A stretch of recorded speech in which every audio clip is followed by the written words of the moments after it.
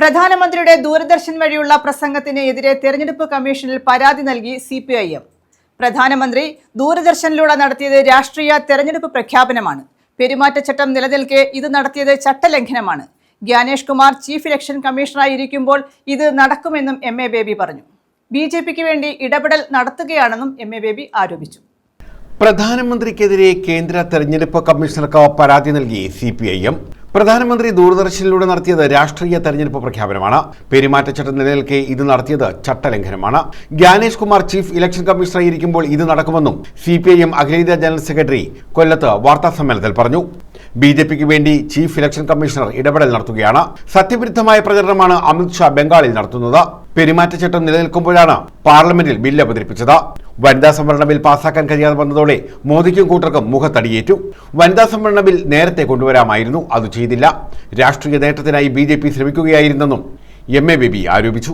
ദൂരദർശൻ ഉൾപ്പെടെയുള്ള ഔദ്യോഗിക മാധ്യമങ്ങൾ ഉപയോഗിച്ചുകൊണ്ട് രാഷ്ട്രത്തോട് നടത്തിയ പ്രഭാഷണം ഒരു രാഷ്ട്രീയ തെരഞ്ഞെടുപ്പ് പ്രചരണ പ്രസംഗമായിരുന്നു. ഇത് ബംഗാളിലും തമിഴ്നാട്ടിലും വോട്ടെടുപ്പ് നടക്കാനിരിക്കെ തെരഞ്ഞെടുപ്പ് പെരുമാറ്റച്ചട്ടം ഇപ്പോഴും പ്രാബല്യത്തിൽ തുടരവേ ആ ചട്ടങ്ങളുടെ നഗ്നമായ ഒരു ലംഘനമാണ് പ്രധാനമന്ത്രി നടത്തിയിരിക്കുന്നത്.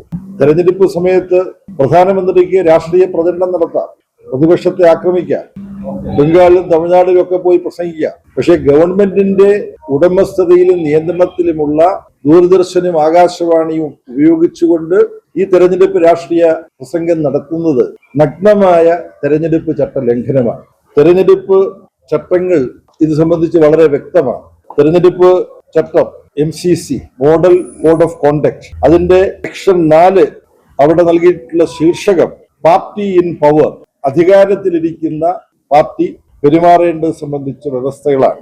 ഇപ്രകാരമാണ് ഞാൻ ഉദ്ധരിക്കുന്നത്. Issue of advertisement at the cost of public exchequer in the newspapers and other media and the misuse of official media during the election period for partisan coverage of political news and publicity regarding achievements with a view to furthering the prospects of the party in power shall be scrupulously avoided.